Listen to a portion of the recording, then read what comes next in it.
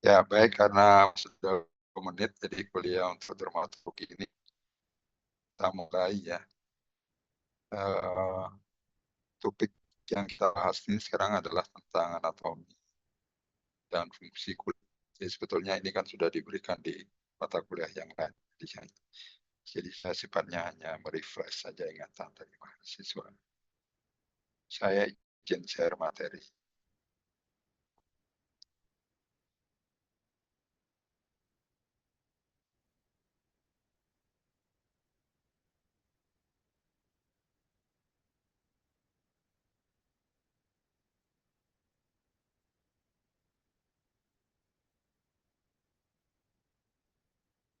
Apakah slide-nya sudah bisa dilihat?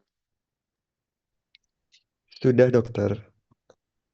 Ya, baik. Jadi sekali lagi kita akan membahas atau mengingat kembali struktur anatomi dan fungsi fisiologis dari kulit. Kulit itu kan seperti kita ketahui merupakan salah satu organ dari sistem integumen, seingat ya. Jadi kalau sistem integumen di samping kulit itu kan ada kuku, ada rambut. Nah, yang kita bicarakan sekarang adalah kulit. Di dalam sistem integumen, kulit itu merupakan organ yang terbesar dibandingkan dengan organ-organ yang lain. Nah, tentu karena dia berada di bagian eksternal dari tubuh, itu sangat mudah dilihat. Dan kalau dia mengalami abnormalitas, itu bisa cepat kita ketahui atau bisa cepat diketahui oleh klien kita. Jadi kulit itu merupakan barrier, pelindung ya, pelindung secara anatomis dan fisiologis. Jadi tidak hanya secara anatomis, tapi secara fisiologis, dia juga merupakan barrier dari organ-organ yang ada di bagian internal. Di baik terhadap fisik, ya, terhadap kimia, bahan-bahan kimia, jadi dia akan melindungi organ-organ yang ada di internal dan juga termasuk pelindung dari mikroorganisme. Itu pentingnya ya, kulit dari tubuh hewan. Dan kulit itu juga bisa mengenali panas, dingin, sakit. Ya, dari masing-masing ini nanti akan bisa kita lihat gejala yang ditunjukkan oleh hewan, masuk pruritus, sentuhan, dan tekanan. Jadi itu yang bisa dirasakan oleh kulit dan nanti akan direspon dan hewan itu akan menunjukkan gejala klinis. Nah, kita berbicara tentang kulit, fungsi kulit. Kulit itu banyak sekali fungsinya ya. Di satu seperti tadi kita sudah sampaikan bahwa kulit itu sebagai barrier, pelindung ya, dari fisik, sentuhan, dari pukulan, dan lain sebagainya. Kemudian secara kimiawi, jadi kalau dari bahan-bahan kimia, ya, tubuh itu akan terhindar dari bahaya bahan-bahan kimia. Kemudian dari mikrobiologis. Jadi kalau terjadi apa, hewan itu ada pada kondisi yang tidak steril, ya kita sebetulnya atau hewan manusia di udara ini kondisinya sebetulnya tidak steril. Sehingga setiap saat bersentuhan dengan mikroorganisme.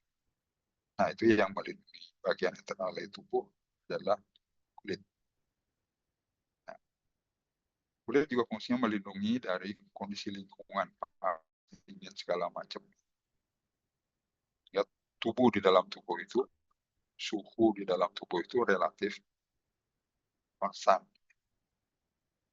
karena ada perlindungan dari kulit. Kemudian kulit juga memberikan bentuk dari tubuh dan juga memberikan fungsi pergerakan. Ya, bekerja sama dengan otot dan tulang.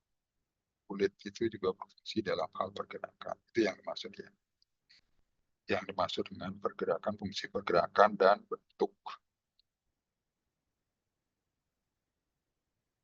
Kemudian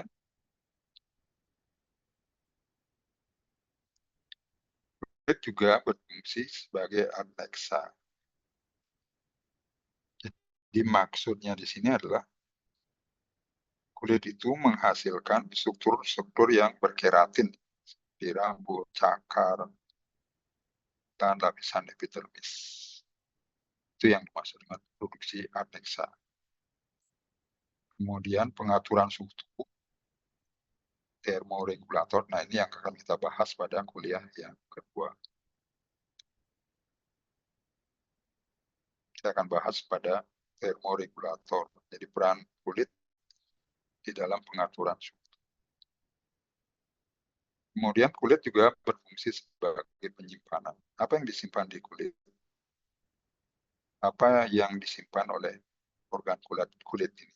Dia merupakan reservoir dari elektrolit, air, vitamin, lemak, karbohidrat, dan material-material lainnya.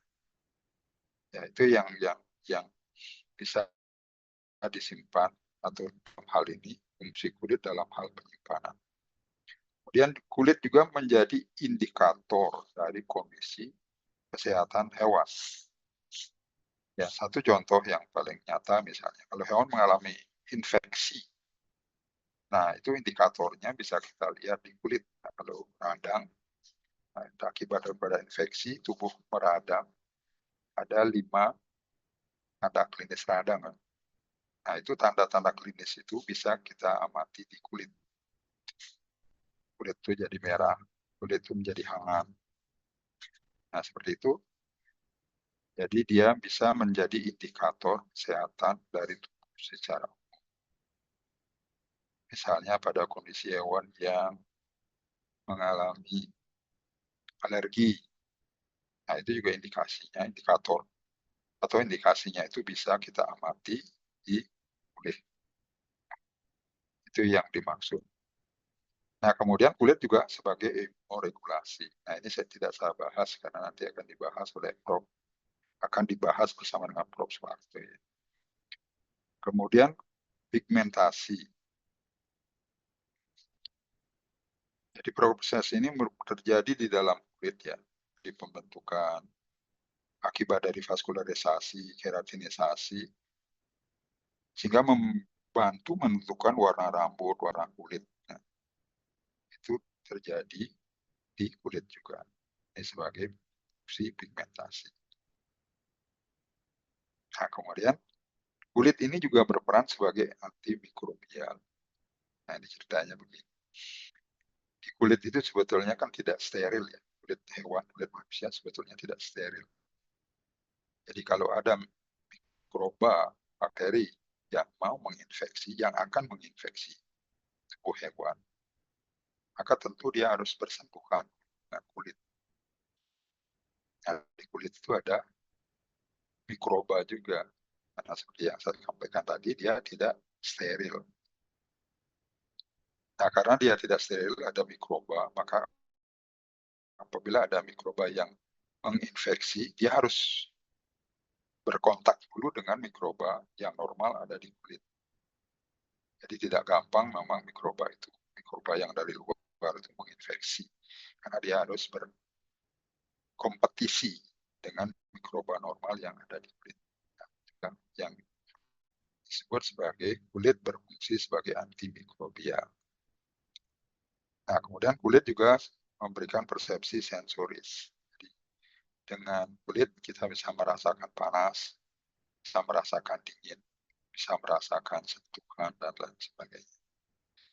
Kemudian fungsi berikutnya, kulit juga berfungsi sebagai organ ekskresi dan sekresi. Apa beda ekskresi dengan sekresi? Pak, kan sering kita dengar ada ekskresi, ada sekresi. Apa bedanya itu? Ada yang tahu? Izin menjawab, Dok. Ya, silakan. Untuk ekresi itu sendiri itu pengeluaran zat sisa seperti urin dan lain sebagainya. Tapi untuk sekresi sendiri itu dia yang menghasilkan sesuatu seperti hormon, seperti itu, Dok. Ya, jadi secara sederhana kalau ekskresi itu jadi nanti produknya akan keluar dari tubuh ya. Seperti yang disebutkan tadi, kulit tadi. Kalau sekresi itu produknya masih ada di dalam tubuh hormon itu ya. Nah, dalam hal ini kulit merupakan organ sekresi melalui kelenjar eh, namanya kelenjar minyak. Jadi kita sampai ke sana. Ya. Kemudian dia produksi vitamin D. Kulit itu juga produksi vitamin D. Nah, tentu dalam hal ini dia ada peran dari sinar matahari. Ya, karena itu mungkin masih ingat pada zaman COVID, eh, kita disarankan untuk berjemur di pagi hari supaya provitamin D itu menjadi vitamin D yang bisa meningkatkan imun dari yang berjemur. Nah, itu peran kulit ya, fungsi kulit. Saya rasa semua sudah tahu lah fungsi kulit itu ya. Jadi begitu pentingnya kulit karena itu kulit pasien kita mesti kita jaga kesehatan. Karena kalau tidak terjaga kesehatannya, dia bisa nanti akan mempengaruhi organ-organ dalam. Di satu contoh misalnya, kalau di kulit itu ada ektoparasit misalnya, ada anjing itu banyak sekali kasus yang justru klien kita tidak paham tahu. Karena hewannya itu di organ dokumennya itu ada caplak gitu, misalnya. Justru caplak itu nanti bisa menularkan atau membawa penyakit parasit darah. Karena itu kulit, rambut itu harus dijaga kesehatan. Ada sekian banyak fungsi dari kulit. Nah, ini yang harus kita edukasi kepada klien supaya klien kita memang betul-betul menjaga kesehatan kulit hewannya. Oke, nah sekarang kita sampai pada anatomi kulit. Nah sekali lagi ini kan sebetulnya sudah diberikan di histologi ya. Histologi. Nah ini kita bahas kembali, kita ingatkan kembali kepada mahasiswa. Ini nanti pentingnya adalah ketika kita menemukan kasus-kasus kulit pada hewan. Kita harus mengingat kembali anatomi. Kalau kasus skabies misalnya, dia hidupnya di mana? Kemudian kasus demodecosis, demodex itu hidupnya di mana? Nah, nanti akan menentukan langkah di dalam menentukan teknik apa yang cocok untuk mengambil sampel. Karena itu kita harus mengingat kembali anatomi. Itu kenapa kita masih membahas anatomi kulit. Nah, seperti kita ketahui, kulit itu terdiri dari pertama epidermis, paling luar. Epidermis itu terdiri dari 4 sampai 5 lapisan. Ya, dia terdiri dari, jadi sana itu ada keratinosit, ada sel melanosit, ada sel langerhans, ada sel perekat pada epidermis. Nah, kemudian lapisan tadi, yang saya sampaikan tadi, 4 sampai 5 lapisan, itu apa saja lapisannya. Ini lapisan dari bagian yang terdalam. Nah, kalau kita lihat dari luar, di luar itu ada stratum corneum. Ini lapisan tanduknya. Yang kulit itu yang setiap saat dia bisa lepas ya. Kemudian lapisan berikutnya yang di bawahnya itu disebut dengan stratum lucidum. Terdiri dari keratinosit yang mati dan terdapat pada bantalan kaki. Kemudian ada stratum granulosum. Sel-selnya terdiri dari sel-sel keratinosit. Kemudian ada stratum spinosum. Ya, di sini juga ada di keratinosit, ada sel Langerhans. Kemudian yang paling dalam dari epidermis itu adalah stratum basalum. Jadi di sini di samping ada sel keratinosit juga ada melanosit. Nanti kita lihat gambarnya ya. Nah, kemudian di bawahnya ada dermis. Nah, di dermis itu ada otot namanya otot arrector pili. Ini yang nanti akan menggerakkan rambut. Nah, pergerakan daripada otot arrector pili ini salah satu dipengaruhi oleh situasi kondisi hewan itu. Kalau anjing misalnya, kalau kita lihat ketika dia mengekspresikan marahnya dia, anjing itu, dia akan memberdirikan rambut di daerah tengkuk ini ya. Nah, yang menyebabkan itu adalah ini, otot arrectopili. Dan ini otot ini banyak ditemukan pada daerah dorsal leher, yang saya katakan tadi, kemudian di sepanjang punggung, yaitu ya. Jadi kalau kamu perhatikan behavior dari anjing, kalau dia rambut di daerah sana itu berdiri, nah itu yang membuat dia berdiri adalah otot arrectopili. Dan itu akan terjadi kalau anjing itu dalam kondisi marah. Jadi kalau dia mengekspresi marahnya itu, salah satunya adalah rambutnya itu berdiri, kemudian matanya dipicingkan, kemudian mulutnya menyeringai. Nah, kalau di situ menandakan hewannya lagi marah. Nah, kalau kondisi itu jangan dipegang dulu. Jadi kalau kita mau mengambil pasien untuk dilakukan pemeriksaan fisik, perhatikan ekspresinya. Salah satu yang mengindikasikan dia belum siap untuk dipegang adalah rambutnya itu berdiri. Kemudian di sini juga pada daerah dermis itu ada inervasi saraf. Jadi ada ujung-ujung saraf sensoris. Jadi kalau ujung-ujung saraf sensoris ini tersensitisasi, ada yang merangsang, itu bisa menimbulkan misalnya rasa pruritus, gatal ya. Contohnya misalnya kalau ada hewan yang mengalami alergi. Alergi itu akan terbentuk atau keluar histamin.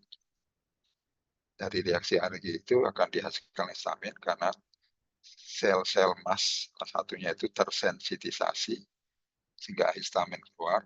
Nah, salah satu akibat dari adanya histamin itu dia akan merangsang ujung-ujung saraf sensoris. Kalau ujung-ujung saraf sensoris ini terangsang oleh histamin, maka itu akan mengakibatkan hewan itu akan menggaruk. Nah, hewan-hewan yang menggaruk itu kalau menggaruk itu artinya tanda klinis, maka itu mengindikasikan hewannya mengalami pruritus atau gatal.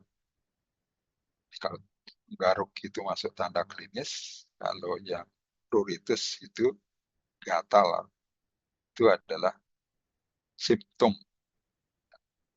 Mungkin sudah diajarkan dulu ya, apa beda tanda klinis dengan simptom. Nah, itu akibat dari ujung-ujung saraf sensoris yang tersensitisasi, terangsang ya. Salah satunya adalah dirangsang oleh histamin tadi. Kemudian di dermis ini juga ada sistem limpatik ya. Dan sirkulasi simpatik itu ada di bagian dermis. Kemudian ada kelenjar sebaceus, kelenjar minyak. Nah ini, tapi ini tidak ada pada badalang kaki dan planum nasal. Ya, ada kelenjar sebaceus. Nanti kita bahas yang kelenjar sebaceus pada slide berikutnya. Nah ini, kita bahas sekarang kelenjar keringat. Ya, ini masih di dermis ya. Tadi kelenjar sebaceus harus dibedakan. Kelenjar minyak, kalau ini kelenjar keringat. Nah, pertanyaannya begini. Apakah anjing itu punya kelenjar keringat? Kalau manusia, kalau kepanasan, salah satu mekanisme untuk mengeluarkan panas adalah dengan cara berkeringat. Manusia itu punya kelenjar keringat hampir di seluruh tubuhnya ya. Kita di hampir seluruh tubuh bisa mengeluarkan keringat. Terus apakah anjing punya kelenjar keringat? Pernah memperhatikan anjing berkeringat? Ada dokter. Ada. Enggak Pernah dokter. pernah memperhatikan apakah kelenjar keringatnya seperti manusia? Kalau di anjing dokter enggak yang terlalu spesifik sekali kelihatan, tapi memang kalau anjing punya kelenjar keringat, tapi kalau kelenjar keringatnya dia lebih ke di kaki gitu dokter, tapi enggak terlalu kelihatan dokter. Di kaki di bagian mana? Di kaki bagian dalam dokter. Kaki bagian dalam. Di di selangkangan, di paha. Enggak dokter. Pernah lihat anjing di selangkangannya ada keringatnya. Intinya dokter kayak basah-basah gitu dokter. Basah-basah. Nah ini, jadi kelenjar keringat itu ada dua ya. Di kelenjar keringat yang satu disebut dengan epitrisial atau zaman dulu disebut dengan kelenjar apokrin. Ya, ini tidak ada pada bantalan kaki dan pelanut nasal. Ini berperan pada feromon dan antibakterial. Jadi ini mengeluarkan feromon dan antibakterial. Tahu feromon? Feromon itu, nah ini, kamu pernah memperhatikan nggak? Ya, kalau orang Bali itu mengatakan kalau di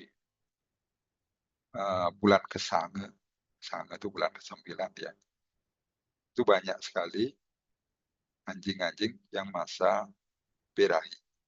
Nah, kalau pada masa berahi itu, kalau ada anjing betina yang berahi, pasti banyak sekali dikunjungi oleh anjing-anjing jantan, bahkan anjing jantan itu berasal dari tempat yang agak jauh. Nah, pertanyaannya, kenapa kok tahu? Gitu loh. Kenapa anjing jantan itu tahu ada anjing betina yang lagi birahi? Kan perbedaan manusia dengan anjing, kalau anjing itu ada masa-masa birahinya, kalau manusia setiap saat. Nah, itu kenapa? Kalau orang perhatikan ya, kalau orang Bali itu mengenalnya bulan Kesange, bulan 9, Sange. Hitungan Bali ya, Sange, 9. Itu pasti banyak sekali anjing-anjing yang birahi, sehingga di mana-mana kita sering menemukan kumpulan anjing, ya satu betina ada beberapa anjing jantan. Dan kalau diamati anjing jantan itu bisa berasal dari tempat-tempat yang agak jauh. Kenapa kok bisa tahu gitu? Pernah memperhatikan itu? Ada yang pernah memperhatikan itu? Jadi yang menyebabkan adalah karena anjing betina itu mengeluarkan feromon ini. Ini yang bisa menarik anjing-anjing jantan. Dan ini dikeluarkan oleh kelenjar epitrisia atau sinonimnya apokrin. Tapi ini dulu ya, istilah apokrin. Nah, sekarang dipakai istilah kelenjar epitrisia. Kemudian yang kedua itu kelenjar atrisial atau kelenjar ekrim. Nah, ini yang tadi yang mengeluarkan keringat seperti manusia. Itu ada di daerah-daerah yang tidak ada rambutnya, di daerah gundul itu loh, bantalan kaki. Nah, yang menyebabkan bantalan kaki itu tetap lembab dan dia bisa mencengkeram lantai. Nah, untuk membuktikan ini, apakah memang betul anjing itu mengeluarkan keringat dan itu ada di bantalan kakinya, silakan saja kamu perhatikan. Jadi kalau punya anjing, dikeringkan lantai, lantai tinggal dikeringkan, kemudian lepaskan anjing. Pada siang hari ya, lepaskan anjing. Pasti ada bercak-bercak kakinya yang basah. Nah, itu menandakan dia mengeluarkan keringat. Pada anjing kucing ya. Jadi tidak seperti di manusia. Di manusia dia bisa mengeluarkan. Sehingga peranan dari kulit pada termoregulator tidak terlalu dominan pada anjing kucing. Beda dengan manusia. Di manusia peranan keringat itu sangat besar. Jadi ketika kita merasakan panas, situasi panas, lingkungan panas, pasti kita berkeringat. Itu untuk mengeluarkan panas.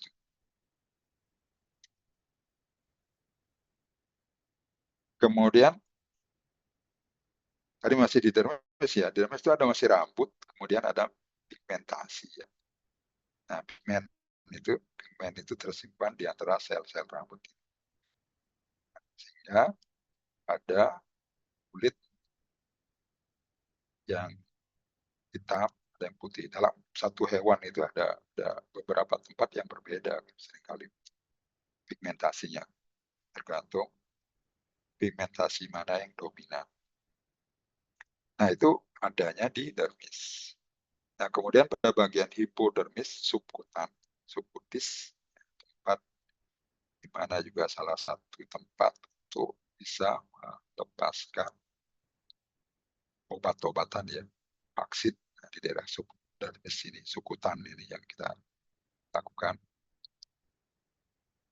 Ini adalah bagian yang melekatkan dermis dengan otot. Pada umumnya dengan otot ya.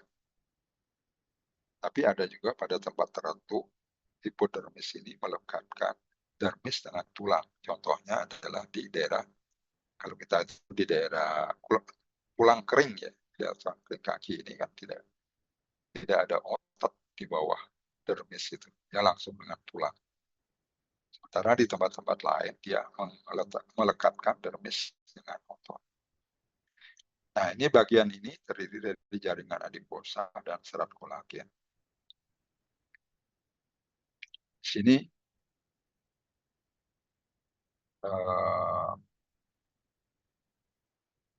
pembuluh darahnya itu sangat miskin, ya. Sangat miskin, sehingga kalau kita menginjeksikan obat dengan rute subkutan, itu absorpsinya akan lambat. Beda dengan intramuskuler. Intramuskuler itu lebih cepat, apalagi dengan intravena.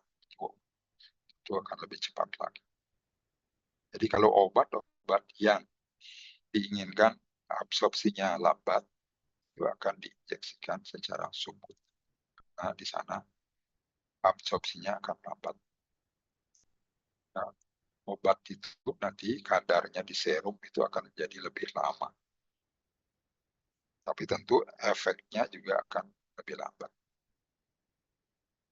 Ya beda dengan kalau intramuskuler. Intramuskuler absorpsinya akan lebih cepat, sehingga kadar obat itu di dalam serum akan lebih cepat, tinggi. Ya tentu nanti akan lebih cepat juga di metabolisme oleh tubuh untuk nanti diekskresikan. Nah, kalau diinjeksikan lewat intravena, tentu tidak melewati absorpsi. Dia langsung sudah terdistribusi ke seluruh tubuh. Nah, seperti biasa, obat kalau sudah terdistribusi pasti akan dimetabolisme. Sekali lagi, ini adalah daerah tempat untuk menginjeksikan obat yang diharapkan dengan absorpsi yang lebih pelan. Nah, karena di sini yang justru lebih dominan adalah jaringan adiposa. Jangan lemak ya. Nah, ini gambarnya. Yang kita bahas tadi adalah ini. Yang pertama epidermis, jadi tipis ya, terdiri dari 4 sampai 5 lapisan. Kemudian dermis itu dibagi dua sebetulnya. Ada dermis yang superficial, kemudian ada dermis yang lebih dalam. Nah, ini perlu kita ketahui. Ketika kita menemukan kasus, nah kita harus memprediksi agen itu ada di mana. Apakah di epidermis atau di dermis. Kalau dia ada di dermis, kita tidak perlu melakukan pengerokan secara dalam. Karena kalau teknik pengerokan kulit itu ada dua ya. Ada superficial, nanti dijelaskan oleh Dr. Sisha barangkali ini. Ada yang deep skin scraping. Ya, kalau dari tanda-tanda klinisnya mengindikasikan agennya itu ada di epidermis. Jadi kita memprediksi di mana agennya hidup itu adalah dari tanda klinisnya. Ya kalau agen Sarcoptes misalnya, tanda klinisnya adalah seperti ini. Dia hidupnya di bagian permukaan, tidak di bagian yang dalam. Maka kita melakukan pengerokannya tidak perlu dalam-dalam. Lakukan dengan superficial skin scraping. Tapi kalau Demodex, nah dia di tempat yang agak dalam. Tanda klinis. Dari mana kita tahu? Atau dari mana kita memprediksi? Itu adalah dari tanda klinisnya. Kalau Demodex misalnya, itu bisa memunculkan tanda klinis. Kulitnya itu berbau pengik, ya. Karena dia hidupnya di kelenjar sebaceous yang merusak kelenjar minyak sehingga mengeluarkan minyak dan kemudian kulit menjadi bau tengik. Nah, kalau ada tanda seperti itu indikasi ada Demodex, tapi bukan berarti pasti. Karena ada lagi yang lain, bagian yang lain yang menimbulkan bau tengik. Jamur, misalnya. Nah, kalau kita prediksi itu adalah Demodex, maka pengerokannya karena dia tempatnya di tempat yang agak dalam, ya, di dermis, di kelenjar sebaceous, maka kita lakukan teknik pengerokan di yang dalam, deep skin scraping. Dan ini yang kita bicarakan tadi. Sekali lagi ada epidermis, ada dermis yang agak lebar, kemudian ada subcutis. Nah, ini jaringan-jaringan dari bosa ini, teman. Ya. Kemudian ini yang tadi saya sebutkan, Musculus erector pili, yang apabila hewannya lagi marah, dia akan berkontraksi sehingga menyebabkan rambut itu akan menjadi berdiri. Ya, tolong diperhatikan. Ini nanti akan menentukan sekali lagi teknik di dalam pengambilan sampel. Nah, secara keseluruhan kesimpulan kita, kulit itu melindungi bagian internal itu ada 3 poin. Yang pertama karena struktur fisik dari kulit. Karena struktur fisik kulit di sana ada rambut, ada keratin. Kemudian ada pergantian sel superficial dan rambut secara berkala. Nah, kondisi ini akan menyebabkan perlindungan secara fisik. Misalnya kalau sekali lagi kalau hewan itu hidup di daerah yang tidak steril atau bakteri segala macam, tentu yang pertama itu dia akan terhalangi oleh rambut, ya, dan ada keratin. Ya, sel-sel superficial itu secara berkala dia lepas. Jadi kalau ada agen yang bisa nempel, nah kemudian secara berkala jaringan itu lepas, maka agennya juga ikut lepas.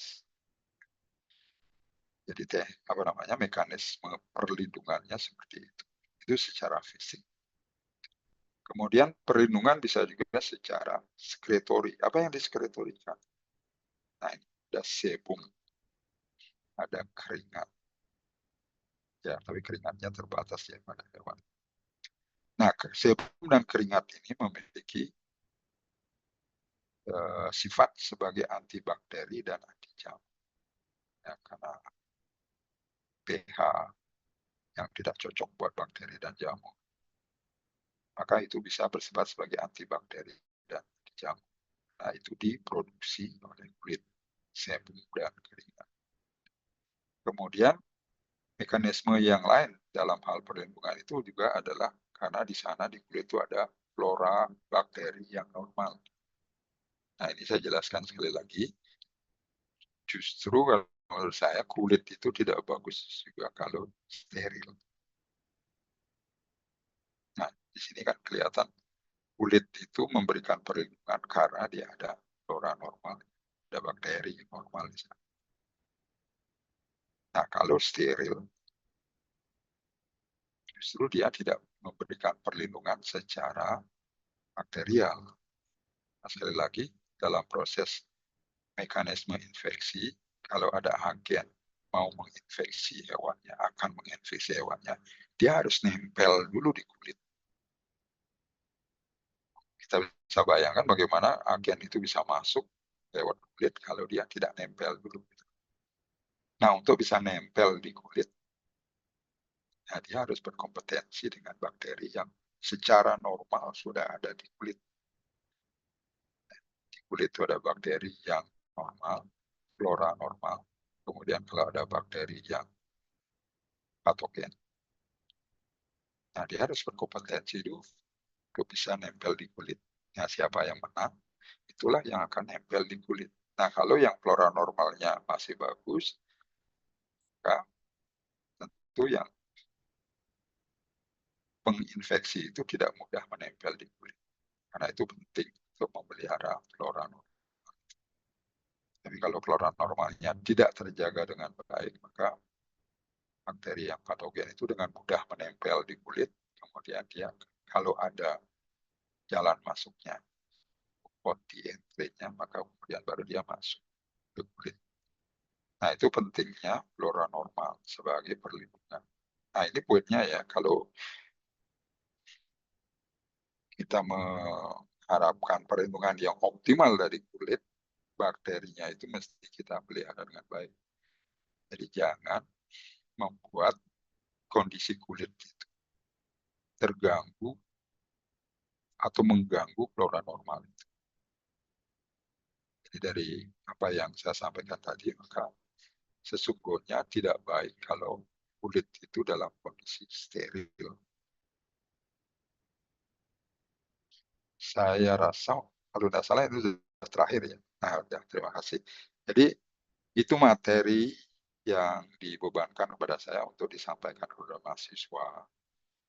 Tidak banyak, dan ini juga pengulangan saja untuk mengingatkan, itu nanti bisa mengingat kembali, terutama dalam hal pengambilan sampel. Seperti yang saya jelaskan tadi, dari hasil pemeriksaan fisik nanti diprediksi agennya ini apa, tubuhnya di mana, atau hidupnya di mana. Di epidermis kah, di dermis kah, atau di subkutansi. Nah, itu menentukan teknik di dalam pengambilan sampel. Nah, teknik pengambilan sampel pada agen-agen hidup di kulit itu ada beberapa. Ada yang dengan pelukan, ada dengan tip, ya, ada dengan swab, ke bakteri tentu dengan swab.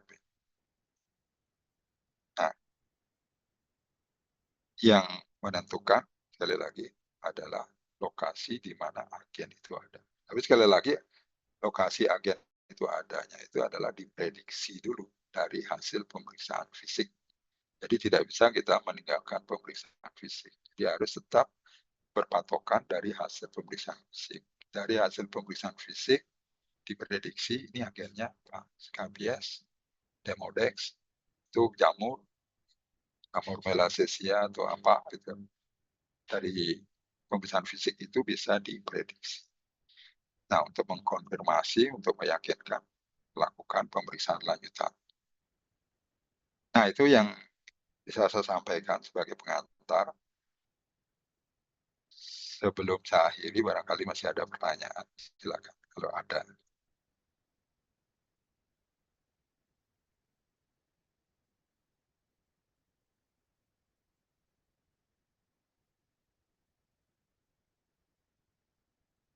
Tidak ada ya, karena ini materinya kan sebetulnya sudah diberikan sebelum-sebelumnya. Jadi kita hanya, atau saya hanya merefresh saja ingatan mahasiswa. Ya, jadi baik kalau sudah tidak ada, berarti untuk kuliah yang pertama ini saya akhiri.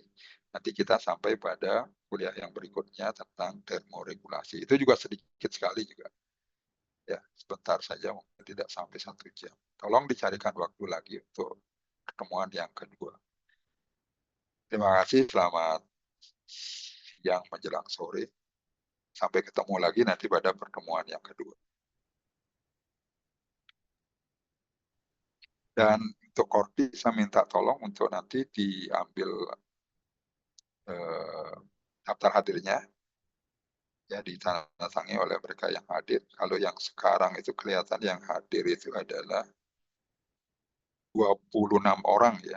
Jadi yang boleh menandatangani adalah yang hadir ada 26 orang. Nanti tanda tangannya tolong Kordi dicek, hanya ada 26 untuk pertemuan kali ini. Nggih, siap dokter. Oke. Terima kasih, selamat sore ya, dan ruang diskusi.